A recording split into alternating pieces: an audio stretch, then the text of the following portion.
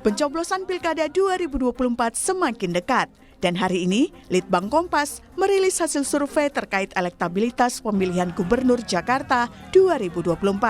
Survei dilakukan dari tanggal 20 hingga 25 Oktober 2024 secara tatap muka terhadap 800 responden yang dipilih secara acak.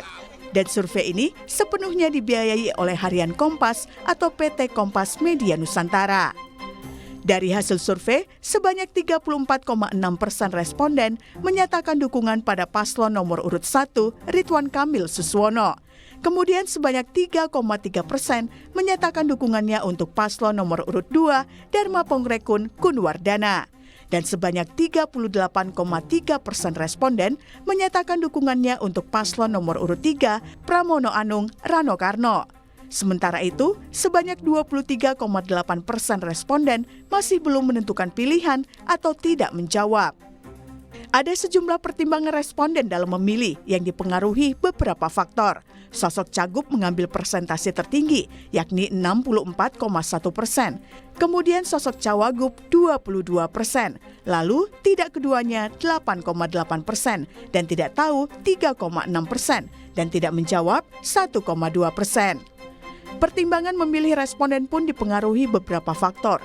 Di antaranya, pengalaman dalam pemerintahan sebanyak 30,7% responden, visi misi dan program kerjanya sebanyak 20,4%, kualitas cagup dan atau cawagupnya yakni 17%, identitas cagup dan cawagup 4,5%, kemudian tampilan fisik cagup cawagup 4,3%, lalu partai pengusungnya 4%. Dan ternyata, faktor dukungan sosok atau tokoh juga memberikan pengaruh di Pilkada Jakarta. Dalam survei ditemukan, sebanyak 46,6% responden mendukung paslon yang didukung Joko Widodo, sementara 45,1% tidak mempertimbangkan dan 8,3% tidak menjawab. Kemudian di pertimbangan pilihan yang kedua, 49,7% responden mendukung paslon yang didukung Prabowo Subianto. 43,1% responden menyatakan tidak mempertimbangkan dan 7,2% responden menyatakan tidak tahu atau tidak menjawab. Disusul pertimbangan ketiga, yakni 39,9% responden memilih paslon yang didukung Basuki Cahayapurnama atau Ahok, 53,2% responden menyatakan tidak mempertimbangkan, dan 6,2% menyatakan tidak tahu atau tidak menjawab. Dan pada pertimbangan pilihan keempat, 44,2% responden memilih paslon yang didukung oleh Anies Baswedan. 49,6% responden menyatakan tidak mempertimbangkan dan 6,2% responden menyatakan tidak tahu atau tidak menjawab. Peneliti Litbang Kompas Rangga Eka Sakti menyebut persaingan di Pilkada Jakarta begitu ketat. Karena itu, perubahan elektabilitas masih bisa terjadi jelang pencoblosan. Hal yang coba kita temukan adalah bagaimana persaingan itu memang masih ketat. Dalam artian perbedaan elektabilitas ini terutama antara paslon nomor 1 dan nomor 3 ya, itu memang relatif masih tidak terlalu jauh dari margin of error. Artinya siapapun itu masih punya kans untuk bisa memenangkan pilkada begitu, Mbak. Berarti masih banyak perubahan nanti, Mas, akan ada dinamika berikutnya gitu ya? Masih ada potensi untuk ada dinamika. Jadi setiap paslon ini punya kesempatan yang, terutama paslon nomor 1 dan 3 ya. Itu kalau kita bisa lihat memang keduanya masih memiliki kans, terutama apalagi kalau kita lihat bahwa memang di Pilkada DKI itu kan dia harus 50% plus 1 ya. Jadi ada kemungkinan memang berjalan di 2 putaran. Hasil survei Litbang Kompas sudah keluar. Lalu, apa saja yang akan dilakukan paslon untuk meningkatkan elektabilitas hingga hari pencoblosan 27 November mendatang? Tim Liputan, Kompas TV.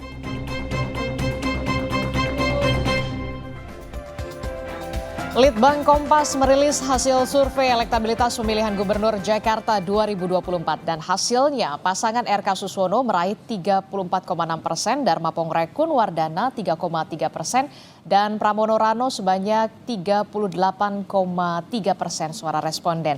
Anda dapat menyimak selengkapnya terkait dengan hasil survei Litbang Kompas ini di harian Kompas dan laman kompas.id.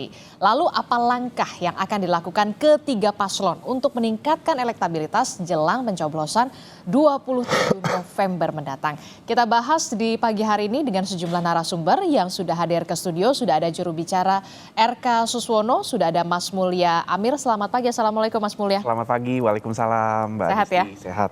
Kemudian juga ada juru bicara dari Pramono Rano, sudah ada Mas Ciko Hakim di studio. Selamat pagi Mas Ciko, Assalamualaikum. Pagi Disti, pagi semua. Oke, kemudian juga ada pengamat politik Universitas Al-Azhar Indonesia, sudah ada Kang Ujang Komarudin yang juga sudah hadir ke studio. Selamat pagi Kang Ujang. Pagi Mbak Disti semuanya, Assalamualaikum. Waalaikumsalam warahmatullahi wabarakatuh. Dan juga nanti kita akan bergabung juru bicara dari Dharma Pongrekun. Sudah ada Mas Tommy Wilmar. Selamat pagi Mas Tommy. Selamat pagi Mas Tommy. Tampaknya audionya masih di mute Mas Tommy. Oke, tampaknya Mas Tommy bersemangat betul ya di pagi hari ini. Mas Tommy, selamat pagi. Selamat pagi, apakah suara saya sudah terdengar? Oke, terdengar. Baik, survei Litbang Kompas di pagi hari tadi cukup mencengangkan begitu ya, karena Ridwan Kamil dan juga Pramono ini bersaing ketat. Pasangan Pramono Anung dan Rano Karno ini perolehannya 38,3%, sementara Ridwan Kamil Suswono ini 34,6%. Saya mau tanya dulu deh ke Mas Ciko yang lagi di atas angin. Ini apakah... Oh iya, masa sih? Oh. 38,3% lagi di atas Alhamdulillah, angin, lagi alhamdulillah, bergembira. alhamdulillah. Nah, apakah ini hasil kerja keras sudah belanja masalah atau kemudian debat atau seperti apa sebenarnya? Belanja masalah turun ke masyarakat secara langsung, paslon-paslon kami kalau melihat data dari Bawaslu ya, bukan data kami, bahwa kami memang yang paling agresif dalam tanda kutip, paling intens turun ke masyarakat, lebih 20% dibandingkan paslon-paslon lain, dan itu terbukti akhirnya terjemahannya adalah hasil survei ini ya, kan hasil survei yang beberapa juga yang lain, dan memang trennya adalah kenaikan bagi paslon kami. Itu selain itu, selain paslon juga tim juga sangat masif gerakannya di bawah. Dan ini mungkin karena memang sejak awal kan kami tertinggal ya. Sejak awal Mas Pram sendiri bahkan di bulan Juni atau Juli kalau nggak salah surveinya bahkan 1% gitu ya. Dan kemudian di awal survei setelah pendaftaran sebagai calon gubernur dan wakil gubernur di 28%. Dan kemudian itulah yang membuat kita semakin justru semangat dan hasilnya ya alhamdulillah terlihat. Nah, memang kuncinya dalam pilkada ataupun pemilu legislatif, pemilu apapun itu memang masyarakat ingin melihat paslonnya secara langsung. Turun ke lapangan. Turun ke lapangan dan melihat, dan mereka akan memilih yang mereka kenal. Kenal itu kan artinya pernah bertatap muka, syukur-syukur bersalaman, syukur-syukur ada fotonya sama-sama, dan ini dilakukan betul oleh Mas Pram dan Bang Dul yang sehari bisa bahkan sampai 11 pernah ya. 11 titik? 11 titik pernah 11 titik, tapi rata-rata antara 5 sampai 8 titik. Gitu. Dan mereka selalu lebih sering berpisah, dalam artian tidak bersama-sama di satu titik. Berbagi tugas lah ya, Berbagi tugas. karena wilayah Jakarta juga banyak begitu. Betul. Sampai ke pelosok-pelosok. Nah, ini yang kemudian kalau menurut Mas Ciko merupakan hasil kerja keras dari tim dan juga pasangan Pramono Rano yang kemudian langsung turun ke lapangan. Tapi sebenarnya ini persaingannya ketat sekali loh, hanya 38 sama 34,6. Nah, kalau Mas Mulya sendiri bagaimana? Ridwan Kamil kan kemarin kita lihat bahkan sudah ketemu Pak Jokowi, ketemu Pak Prabowo begitu. Nah, ini bagaimana Mas Mulya? Ya, kalau kita melihat tentunya survei itu selalu dinamis ya. Dari sejak awal Bang Ridwan sama Pak Suswono itu udah menyadari bahwa Jakarta itu tidak mudah. Dan bahkan juga sudah mempersiapkan diri sebetulnya untuk bersanding atau bertanding tepatnya ya dengan misalnya Pak Anies, Pak Ahok, dan tentunya juga Pak Pramono Anung, Bang Dul, itu adalah sosok-sosok yang luar biasa. Dalam survei, dalam sebuah masa kampanye, survei naik turun itu biasa. Tapi kalau kita lihat dengan kedekatan angka tersebut, sebetulnya masih apapun bisa terjadi ya, sangat dekat itu antara Jadi mereka Anda berdua. mengatakan yakin untuk mengejar pasangan Pramono Rano? Sangat yakin, apalagi survei ini juga tidak selalu benar. Dia kan menangkap sentimen pada saat tertentu. Pada saat itu bisa jadi ada sentimen tertentu atau perkembangan tertentu yang membuat pandangan terhadap paslon itu naik atau turun. Dan jangan lupa Litbang Kompas juga pernah melakukan tidak tepat hasil surveinya di tahun 2017, bahkan 6 hari sebelum Pilgub Survei Jakarta Litbang waktu Kompas itu. ini diselenggarakan 20 sampai 25 Oktober 2024, sebulan jelang pemungutan suara pilkada. Iya. Wajar nantinya akan ada dinamisnya ya. Akan ada dinamis pasti. Jadi memang dari segi paslon Pak Ridwan, Bang Suswono terus ke lapangan menemui masyarakat sebagaimana yang dilakukan juga tadi disampaikan Mas Chiko, itu juga dilakukan dengan intensif, bertemu dengan tokoh-tokoh masyarakat, pemuka-pemuka agama baik dari Islam, Kristen dan agama lainnya. Dan tentunya yang tadi disebutkan Mbak Adisti bahwa dukungan dari Pak Jokowi, dukungan dari Pak Prabowo itu bisa kita lihat juga di sini karena tujuan dari pasangan Ridho adalah untuk membawa Jakarta menjadi maju, naik kelas ya. Jakarta baru, Jakarta maju. Untuk itu diperlukan sosok yang dipercaya oleh pemimpin-pemimpin besar kita, dari Pak SBY ada di sana, Pak Jokowi, Pak Prabowo ada di sana, karena melihat potensi dan kapabilitas dari Ridwan Kamil dan Pak Suswono untuk membawa Jakarta jadi kota global. Ini harapan kita. Kalau Indonesia mau tumbuh ekonominya 8% sebagaimana harapan Pak Prabowo, tentunya Jakarta harus menjadi salah satu mesin pertumbuhan itu dengan bertransformasi menjadi kota global. Enggak begini-begini saja. Yang bisa membawa itu ya Pak Ridwan Tapi Kamil. saya penasaran, apa sih yang dibahas sama Bang Emil? Saya mengatakan Bang Emil ya, karena bukan Iya, Bang Emil lagi. Bang iya. Emil saat bertemu Pak Prabowo dan juga Pak Jokowi. Ataukah memang Bang Emil memikirkan bahwa endorsement dari kedua tokoh ini punya pengaruh yang cukup signifikan supaya memperoleh insentif elektoral? Kalau dilihat dari survei Litbang Kompas sendiri, itu hampir setengah dari masyarakat pemilih itu mempertimbangkan dukungan atau endorsement dari Pak Prabowo atau Pak Jokowi begitu. Jadi ini tentunya merupakan salah satu faktor besar dan merupakan suatu kebanggaan ya. Kami berbesar hati bahwa kedua tokoh besar ini sangat dekat dengan Pak Ridwan Kamil dan tentunya bukan hanya sekedar untuk elektoral pilkada, tapi karena visi ke depan Jakarta mau jadi apa. Jadi bukan hanya bicara soal pilkada, tapi ke depan IKN kayak gimana, bagaimana perkotaan di Indonesia. Saat ini perkotaan, masyarakat yang tinggal di perkotaan di Indonesia itu 57% dan akan semakin terus ke sana, semakin tinggi ke depannya. Apalagi Ini perlu ketika dikelola. Jakarta sudah tidak lagi menjadi ibu kota dan akan menjadi pusat bisnis, begitu ya? Betul. Pusat perekonomian. Jadi harus membantu mendorong perekonomian Indonesia. Oke, saya juga ke Mas Tommy. Mas Tommy, ini kan kalau kita lihat ya, untuk pasangan RK dan juga Pram ini kan tipis sekali ya, 34 dan 38. Nah, kalau untuk pasangan Dharma Pongrekun ini agak sedikit PR-nya agak besar begitu, karena memperoleh 3,3%. Untuk bisa mengejarnya nanti akan ada strategi-strategi apa yang akan dilakukan yang harus dikebut oleh pasangan Dharma Pongrekun dan juga Kunwardana ini, Mas Tommy Wilmar. Baik, terima kasih. Jadi kami masih berpandangan bahwa survei memang memberikan gambaran, tetapi kami masih percaya Jakarta tidak ditentukan oleh angka yang sifatnya sementara ya. Kenapa? Karena ini masih panjang waktunya. Tentu kami masih ada opsi-opsi lain penguatannya, misalnya masih ada nanti akan debat publik ke depan, kemudian ada juga opsi-opsi lain. Tentunya fokus kami itu sekarang bukan untuk mengejar survei, tapi lebih pada mendekatkan diri ke masyarakat supaya solusinya benar-benar nyata yang dibutuhkan masyarakat. Cara saya itu dulu. Apa sih yang kemudian sudah dilakukan selain menyapa warga begitu, yang dilakukan oleh pasangan Dharma Pongrekun ataupun Kunwardana, mungkin dari media sosial atau semacamnya, Mas Tommy? Jadi boleh dipahami, tentu kita ini harus sadar bahwa kita itu datang dari independen, bukan dari golongan konglomerat juga, tapi yang kami mau kasih informasi bahwa tim yang bergerak sekarang ini tentu sporadis dan kita juga membiarkan masyarakat membuat komunitasnya sendiri. Itu yang bisa kami sampaikan. Kemudian catatan lainnya adalah jika memang hasil pemilihan umum sudah ditentukan lewat survei, maka kita mungkin tidak perlu lagi pemilihan umum.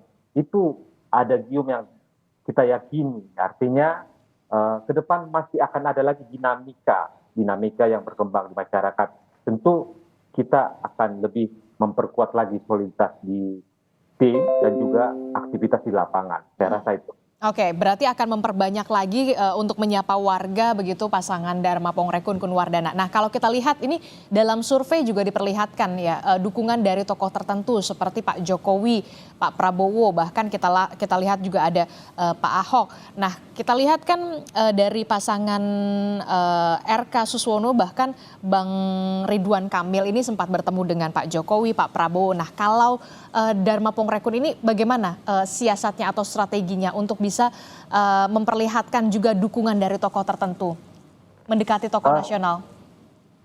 Tentu kita melihat ini sebagai gambarannya. Gambaran artinya bahwa politik kita itu masih didominasi semacam public figure minded gitu. Jadi, tapi kita tidak terkecoh dengan metode itu. Artinya ini masih cukup luas.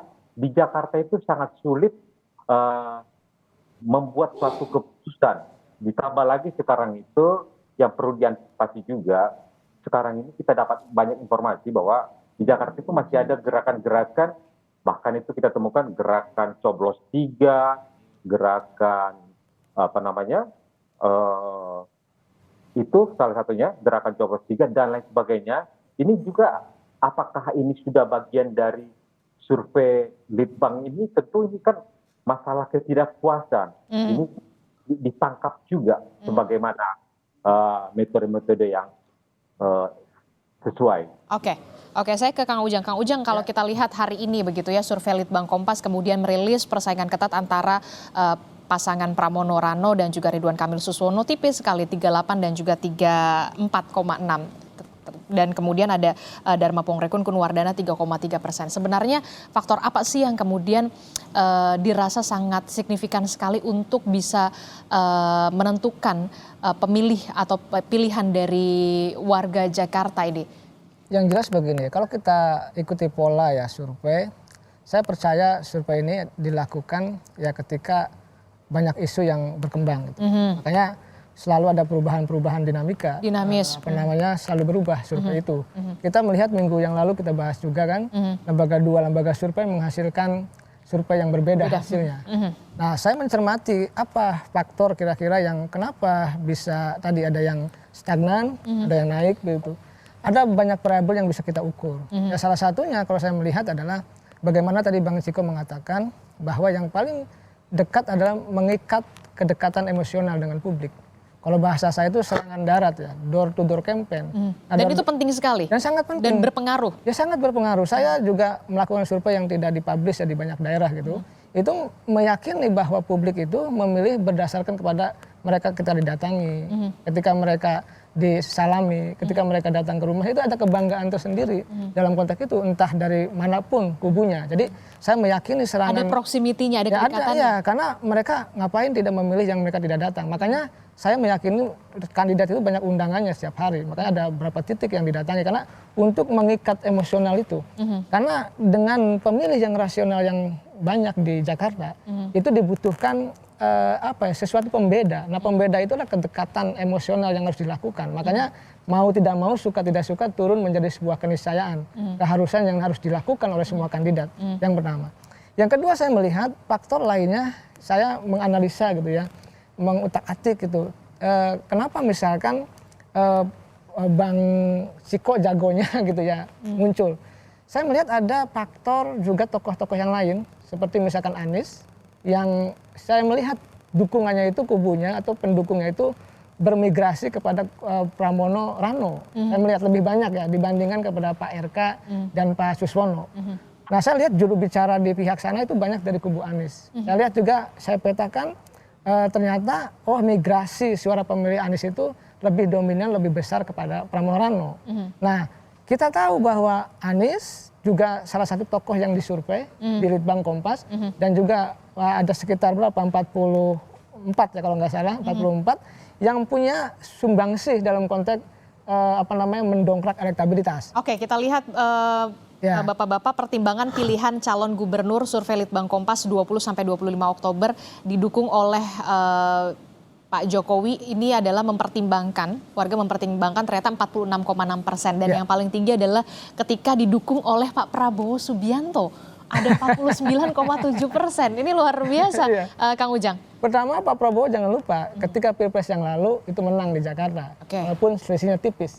Yang kedua jangan lupa Pak Prabowo adalah Presiden Republik Indonesia yang dalam konteks politik itu punya power, punya kekuatan untuk punya daya dongkrak di semua daerah termasuk di Jakarta. Jadi itulah sebenarnya yang pertimbangan dilakukan oleh publik ketika ada nama Pak Prabowo muncul di tengah-tengah nama yang lain.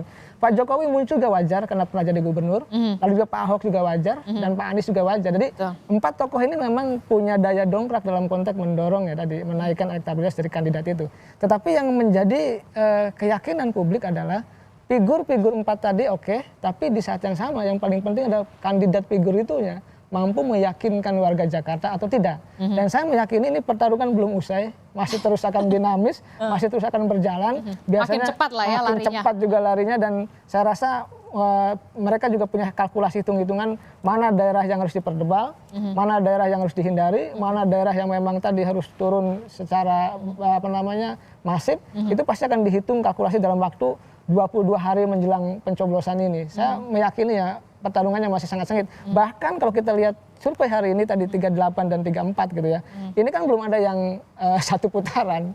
Artinya ini sangat menarik untuk kita saksikan. Belum ada yang kemudian cukup dominan begitu untuk bisa melajukan Pilkada Jakarta ini untuk satu putaran. Kalau misalkan kita lihat dari survei Litbang Kompas hari ini begitu ya.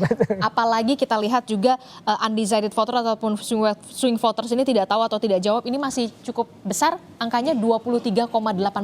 Bagaimana kemudian PR besar dari pasangan calon baik itu dari Pram Rano, kemudian Ridwan Kamil Suswono dan juga Dharma Pongrekun Kunwardana untuk bisa menarik hati dari para pemilih yang belum menentukan pilihannya atau bisa swing voters, apalagi debat sudah di depan mata 17 November. Jangan dijawab dulu Bapak-bapak, tetaplah bersama kami di Sapa Indonesia Pagi, kami kembali usai jeda.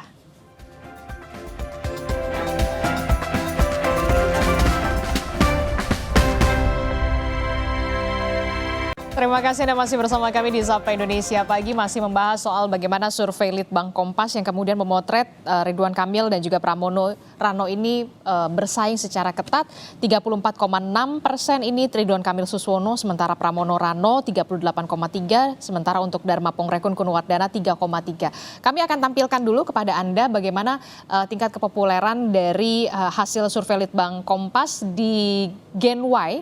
Kita lihat Gen Y, kita lihat grafisnya.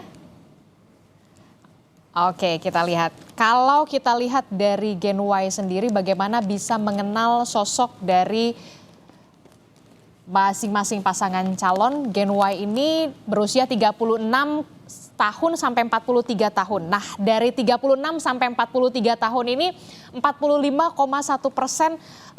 mengenal ya. Populernya adalah 45,1 ini dari Mas Pram dan juga Bang Rano. Sementara RK Suswono ini 27,5 dan Dharma Pongrekun Kunwardana ini 5,9. Oke, kita lihat lanjut. Kemudian elektabilitas berdasarkan. Nah, ini Gen Y muda. Ini 28 sampai 35 ya, 28 sampai 35. Populernya justru Ridwan Kamil. Ridwan Kamil dan juga Suswono 40,1%. Sementara Pramono Anung Rano Karno 36,7% dan Dharma Pongrekun Kunwardana 2,7%. Tapi yang tidak tahu atau belum menentukan pilihan undecided votersnya juga tinggi 20,5%. Ini akan menjadi catatan bagi para pasangan calon ya, 3 paslon ini. Gen Y-nya 28 sampai 35-nya undecided voter 2,5%. Oke. Gen Z kita lihat, Gen Z yang paling aktif di media sosial, kurang dari 28 tahun, pemilih muda dan juga pemilih pemula. Ternyata populernya di Ridwan Kamil dan Suswono 40,6%, sementara untuk pasangan Dharma Pongrekun Kunwardana 4,2%, dan untuk pasangan Pramono Anung Rano Karno 31,3%. Nah, swing voter atau undecided voternya juga cukup tinggi, 23,9%. Ini perlu di underline juga ya, undecided voters dan juga swing votersnya. Bagaimana Anda melihat ini? Kalau kita melihat Ridwan Kamil dan Suswono itu pilihannya generasi muda, pilihannya generasi masa depan Indonesia, masa depan Jakarta. Kalau kita lihat tadi yang di bawah umur 28 tahun itu adalah mahasiswa dan orang-orang yang baru lulus lalu bekerja fresh graduate bekerja kurang dari 5 tahun begitu, Pekerja sedang kontrak. strugglingnya pekerja kontrak. Betul. Nah, ini yang sebenarnya yang masih bersaing bahkan untuk mendapatkan UMR Betul. di Jakarta. Betul. Nah, ini lalu kemudian kita masuk lagi ke Gen Y muda. Di situ juga masih tetap konsisten Ridwan Kamil dan Suswono 40-an%. Dan kita lihat di situ juga adalah umur-umur produktif, yaitu sampai bahkan 30-an 38 tahun itu umurnya ya. Berarti kalangan orang-orang yang memang sudah sangat melek teknologi informasi digital, sangat menguasai teknologi-teknologi baru, berorientasi ke masa depan, berpikir tentang isu-isu masa depan seperti perubahan iklim, transisi energi, penggunaan AI. Jadi memang betul-betul ini adalah kalangan orang-orang yang akan bisa membawa Jakarta dan Indonesia naik kelas. Bagaimana Jakarta bisa menjadi kota global adalah di kalangan anak-anak muda ini yang sangat menguasai teknologi. Ini yang perlu menjadi perhatian dari seluruh bangsa Indonesia sebetulnya. Di semua daerah, harapan kami sebetulnya, harapan saya pribadi mungkin, bahwa setiap daerah prioritaskan, dengarkan apa yang diinginkan oleh anak-anak muda, terutama ya mahasiswa sampai umur 38 tahun tadi ya, Gen Y muda. Karena mereka tahu yang ke depan tuh kayak gimana. Mereka tahu, mereka sedang mencari pekerjaan. Mereka tahu pekerjaan apa yang sekarang terbuka lebar lowongannya, dan lowongan pekerjaan seperti apa yang itu makin menipis. Mereka mengupgrade diri, mengambil kuliah-kuliah, mengambil kursus-kursus seperti di Prakerja dan lain-lain untuk topik-topik yang mereka ketahui masa depan ini akan menjadi peluang pekerjaan yang Dan terbuka di sana. program itu ada di pasangan Ridho? Ada, betul. Salah satunya? Salah satunya adalah bagaimana kita akan melakukan pelatihan-pelatihan digital, pelatihan-pelatihan teknologi di balai-balai warga seperti itu, kreatif center seperti Bang Ridwan banyak melakukan itu di Bandung dulu melalui Bandung Creative City Forum. Jadi memang orang-orang kreatif, orang-orang yang berpikir tentang masa depan, apa yang belum ada sekarang, tapi ke depan mungkin bisa ada visi untuk melakukan perubahan ya, mengangkat ekonomi kita dalam bidang-bidang yang inovatif. Itu adanya di sana di kalangan umur itu, dan kami sangat senang dan sangat bangga bahwa kalangan muda itu berada di pihak kami. Oke, kalau dari pasangan Dharma Pongrekun dan juga Kun Wardana, Mas Tommy Wilmar, Anda membacanya atau menginterpretasikannya akan seperti apa ketika tadi kita sudah melihat Gen Y, Gen Z begitu kan, yang kemudian harus dikejar ketertinggalannya dan program-program yang kemudian dalam tanda kutip pro kepada mereka, Gen Z ataupun juga ya kalangan milenial ataupun kalangan muda gitu, pemilih pemula. Silahkan. Oke, baik. Artinya itu kan, coba kalau kita cek lagi tadi itu, tanggalnya itu kan ada rentan waktunya itu yang dilakukan survei Litbang. Jadi kami menangkap begini, Kak. Jadi artinya di survei itu terlihat ada ketidakstabilan hasil survei. Nah, tentu ini menunjukkan bahwa opini publik sangat dinamis, khususnya di Gen Z, Gen Y, dan seringkali tidak dapat diprediksi malah. Ini menandakan bahwa kita tidak dapat mengandalkan survei sebagai alat yang super akurat untuk memprediksi hasil pemilihan. Itu poinnya di situ, Kak. Saya rasa itu dulu. Coba dilihat lagi. Tapi kemudian apa yang kemudian ditawarkan dari pasangan Dharma Pongrekun dan juga Kun Warda untuk pro dari Gen Z ini, salah satunya soal internet gratis mungkin? Ya, itu sudah disampaikan. Tapi begini, coba kita flashback lagi di debat kedua. Hanya Dharma Pongrekun, itu yang mengusung tema blockchain. Nah, blockchain ini adalah salah satu momok, artinya sesuatu yang hal diperbincangkan di dalam ruang-ruang Gen Z. Artinya apa? Ini adalah inovasi terbaru yang mungkin akan diterapkan ke depan. Artinya pemahaman tim Dharma Kun itu, pasangan Dharma Kun, artinya apa? Dari sisi itu saja dia sudah menyentuh apa itu yang lebih konkret di urusan-urusan Gen Z dan Gen Y. Saya rasa itu, Kak. Oke, saya ke Mas Ciko. Mas Ciko, kalau tadi kita melihat ya, kalau Gen Z itu lebih terkenalnya, lebih populernya itu ke Bang Emil, Bang Ridwan Kamil begitu. Sementara dari pasangan pasangan Pramono Rano ini lebih ke Gen Y. Gen Y Media yang 35 ke atas. Nah, kemudian Gen X. Oke, nah bagaimana Umurnya berapa tuh, Bang? Oke, nah bagaimana strategi kemudian bisa untuk seorang Pram dan juga seorang Rano Karno bisa menggayat hati Gen Z terutama? Pertama kita harus lihat dulu bagaimana, kenapa sih Kang Emil ini pendukungnya banyak dari Gen Z dan Gen Y yang lebih muda ya, bukan yang mengarah ke tua seperti saya. Tetapi kan artinya memang kita bicara soal bagaimana masifnya presence seorang Kang Emil di media sosial. Kalau kita lihat followersnya di Instagram jadi anda memang mengakui kalau memang sosok Ridwan Kamil nggak bisa nggak mengakui followernya di Instagram tuh 22 juta orang. Followernya Mas Pram itu 360.000. Tapi kok bedanya cuma segitu ya? Nah, ini yang menjadi pertanyaan. Iya kan? Justru harusnya udah selesai nih pertarungan, ya kan? Oleh Gen Z dan Gen Y mestinya udah 80% ke sana kan? Ini kan enggak. Dan kalau kita lihat memang tingkat pengenalan Mas Pram saja sampai hari ini menurut catatan kita ya, karena saya tidak menemukan di Litbang Kompas, hasil Litbang Kompas itu tingkat pengenalannya belum 80%. Sementara tingkat pengenalan dari Ridwan Kamil samalah dengan Bang Rano Karno sekitar 95% ke atas, hampir 100%. Jadi hampir 100% warga Jakarta itu kalau mereka jalan di jalan raya itu ada yang kenal. Udah notice lah ya. Sementara Mas Pram belum sampai 80%. Artinya apa? Kalau kita melihat, kalau bicara soal rumus bagaimana caranya menang pilkada bagi cagup, cawagup, atau cagup ataupun calon kepala daerah lainnya, itu harus mencapai 80% dulu. Nah, tapi kan lucunya belum sampai dikenal 80% orang, hasil surveinya udah begini. Nah, ketika sebelum ini berada di bawah, di 20-an%, memang tingkat pengenalannya bahkan belum 50%. Jadi maksud Anda artinya kalau bagi Mas Pram, semakin dikenal, semakin disayang. Kan kalau tak kenal maka tak sayang. Nah, kalau pertanyaannya kalau Ridwan Kamil ini kok semakin dikenal, jangan-jangan semakin menurun tingkat elektabilitasnya. Ini menarik lah. Artinya strategi kita ke depan, kita harus lebih sering memperkenalkan Mas Pram, turun ke bawah. Nggak ada yang lain, karena memang suaranya ada di situ.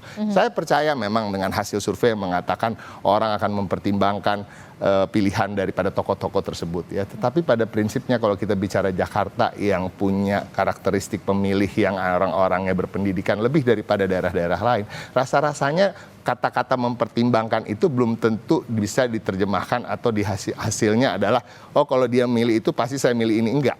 Dia betul-betul hanya mempertimbangkan saja. Mungkin kalau dibilang 45% yang mempertimbangkan, tapi mungkin yang akan ikut dari apa yang didukung oleh tokoh yang tadi disebut tadi mungkin cuma 10% atau 20% gitu. Cuma tentunya itu masuk dalam pertimbangan mereka. Tapi kemudian kita melihat memang kenapa suara Mas Pram dan Bang Dul ini kalau di hasil-hasil survei kebanyakan memang meningkat karena memang strong point kita adalah akan memperjuangkan bagaimana kita akan mengangkat kesejahteraan masyarakat. Kita tahu disparitas antara kaya dan miskin di Jakarta ini paling tinggi dibandingkan daerah-daerah lain. Bagaimana orang yang bisa kayaknya tuh triliunan duitnya gitu ya, itu banyak banget di Jakarta, tapi banyak banget yang bisa nggak makan sehari aja nggak bisa, tidur aja harus shift-shiftan di Tanah Abang karena rumahnya terlalu sempit, harus 12 orang tinggal di situ, kemudian mereka tidak bisa tidur bersamaan waktunya di waktu malam, jadi harus 2 orang untuk bisa bergantian. Nah, ini terjadi di kota metropolitan kita, jadi kita nggak mungkin mau mengangkat Jakarta sebagai kota global, kota yang kemudian disegani di dunia dan lain-lain kalau masyarakatnya belum sejahtera, dan itulah yang menjadi fokus dan perhatian utama dari Mas Pram dan Bang Dul, dan ini sangat mengena ke masyarakat karena permasalahannya adalah apa? Ada 500.000 orang hidup di bawah garis kemiskinan yang tinggalnya nggak jauh-jauh dari Pondok Indah, dari Kebayoran, dari Menteng, jadi benar-benar jomplang. Dan ini Mas Pram sudah menjanjikan segala hal terkait untuk meningkatkan kesejahteraan mereka, bagaimana menciptakan lapangan kerja tadi ya, dan bagaimana KJP itu manfaatnya diperluas. Ya, bahkan anak-anaknya sekarang didampingi oleh orang tuanya bisa datang ke tempat-tempat hiburan, tempat-tempat pariwisata secara gratis, dan juga 15 golongan gratis untuk Jabodetabek, Trans Jabodetabek. Jadi bukan hanya Trans Jakarta, karena kita tahu Jakarta ini kan daerah penyangganya juga orang-orang yang bekerja di luar Jakarta maupun orang Jakarta kerja ke luar Jakarta. Nah, ini yang memang akhirnya mengena dan kita melihat mengapa memang angka itu selalu naik. Dan nomor satu, apa yang akan kita lakukan? Tentunya kita pingin memperkenalkan Mas Pram lebih jauh lagi ke masyarakat, sehingga tadi karena makin dikenal rasa-rasanya Mas Pram ini makin disayang. Agak-agak kebalikan kayaknya sama Ridwan Kamil nih, makin dikenal makin nggak ada yang milih nih. Gimana? Bercanda mau. Gimana Mas? Untuk mengejar ketertinggalan yang kemudian bisa dikatakan tipis banget nih, ini masih punya waktu kurang dari dua pekan lagi. Tim Anda optimis untuk bisa mengejar, apalagi bisa mengatakan pilkada 1 putaran. Sangat optimis karena memang tadi ada faktor dari Bang Ridwan Kamil, ada faktor dari Pak Suswono. Pak Suswono juga seperti dari Mas Pram mungkin ya, awalnya itu kemudian masih belum terlalu banyak yang mengenal, tapi seiring sejalan juga makin banyak yang mengenal Pak Suswono, makin sering turun ke lapangan. Jadi kita juga optimis ke depannya itu akan terus meningkat. Dari Bang Ridwan Kamil sendiri, beliau adalah seorang yang inovatif, penuh dengan ide-ide kreatif dan sudah pernah mengimplementasikannya itu di Bandung dan di Jawa Barat, sebuah provinsi yang penduduknya bahkan sampai mendekati 50 juta orang dan banyak ada 500-an penghargaan yang diraih oleh beliau, nasional maupun internasional. Jadi sebetulnya banyak sekali merupakan komunikasi. Kita terus menyampaikan itu dalam bahasa yang sesuai dengan karakteristiknya orang Jakarta. Jadi bagaimana supaya diterima, lebih dipahami. Oh iya betul, karena kami dalam mendampingi beliau-beliau ke lapangan, ketika diberikan penjelasan gitu, mereka maksudnya seperti itu. Kalau begitu mah kita sangat mendukung program tersebut. Nah, jadi dari segi penyampaiannya memang sederhana begitu ya. Itu yang kemudian menjadi salah satu strategi juga untuk bisa memperkenalkan visi dan juga misi serta program-program dari masing-masing pasangan calon. Terakhir Kang Ujang, ini gimana kalau Anda melihat masih punya waktu kurang lebih 2 pekan lagi begitu ya. Kita lihat masih ada debat tanggal 17 November. Atau mungkinkah nanti akan ada 2 putaran? Seberapa signifikankah debat ini akan berpengaruh terhadap elektabilitas bagi masing-masing pasangan calon? Dan yang terakhir adalah soal undecided voters yang angkanya cukup tinggi, 23,8%. Ya, saya yakin dari dulu saya menganalisa ya, baik di Pilpres, di Pilkada khususnya Jakarta, debat menjadi sesuatu yang penting untuk tadi mengkampanyekan ide gagasan, visi-visi, termasuk program-program bagi para kandidat. Makanya kita lihat survei Litbang Kompas juga bahwa survei itu juga kekuatan individu dari kandidat itu tinggi juga nilainya, termasuk program-program yang ditawarkan, visi misi itu tinggi, bisa dicek di Kompas. Oleh karena itu saya melihat bahwa ketika debat nanti itulah momen terbaik terakhir ya, debat ketiga, sampaikan apa yang memang ingin memperkuat tadi ya soal elektabilitas itu. Anda melihat debat ketiga terakhir ini, debat pamungkas ini bakal sengit banget untuk saya yakin. Kita lihat perkembangan dari debat pertama ya. Bagaimana debat pertama agak kaku, yang kedua agak lepas, dan yang ketiga ini akan lepas lagi, dan itu menjadi dinamika menurut saya menjadi sebuah kekuatan yang harus disampaikan bagi para kandidat. Nah, itulah sebenarnya serangan udara yang bisa dilakukan oleh para kandidat untuk meyakinkan warga Jakarta melalui forum debat tersebut. Kan tadi serangan daratnya adalah door to door campaign, mendekati warga, datang ke lokasi-lokasi warga kan. Lalu, nah inilah bagian daripada penunjukan diri terakhir, the last battle dalam konteks kampanye udara ya di televisi, yang meyakinkan bahwa betul-betul para kandidat itu layak untuk menjadi calon gubernur. Itu yang penting. Oleh karena itu tadi terobosan-terobosan program itu harus disampaikan dengan cara yang baik, sederhana, dan sampai pesannya sederhana. Nah, yang kalau kita lihat tadi apakah nanti bisa 1-2 putaran, saya memprediksi kelihatannya ketat, ini bisa saja ya. Saya memprediksi bisa 2 putaran kelihatannya. Kalau tidak kerja keras dari sekarang hingga 2 pekan ke depan begitu.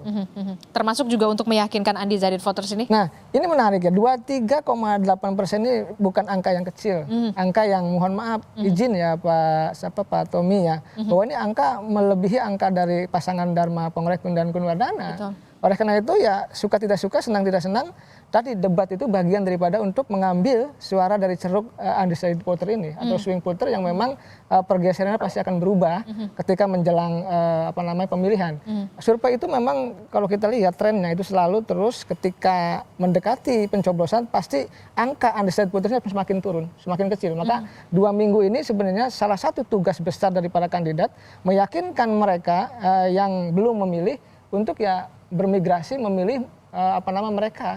Artinya debat itu untuk meyakinkan 23,8% ini, salah satunya itu. Dan berarti debat pamungkas terakhir 17 November ini bisa jadi ajang terakhir bagi masing-masing pasangan calon untuk meyakinkan undecided voters. Ya, saya percaya itu karena tadi jumlahnya luar biasa besar, 23,8%, dan ini menjadi sebuah suara yang kalau ini bisa katakanlah diambil katakanlah setengahnya saja oleh salah satu kandidat baik dari ketiga pasangan itu menjadi lonjakan yang suara yang tinggi juga bagi para kandidat itu. Oke, menarik sekali, tapi saya harus mengakhiri dialog kita di pagi hari ini karena terbatasnya waktu. Begitu ya, terima kasih Mas sudah bergabung bersama kami, Mas Ciko, Kang Ujang, dan juga sudah ada Mas Tommy Wilmar. Terima kasih Bapak-Bapak telah bergabung bersama kami. Kita harapkan nanti debat terakhir, debat pamungkas 17 November 2024 ini akan menjadi pertarungan yang bisa adu gagasan visi misi untuk kemudian bisa melihat bagaimana kualitas dari pemimpin Jakarta untuk 5 tahun ke depan. Terima kasih Bapak-Bapak. Assalamualaikum, sehat selalu. Waalaikumsalam. Terima kasih. Warahmatullahi wabarakatuh.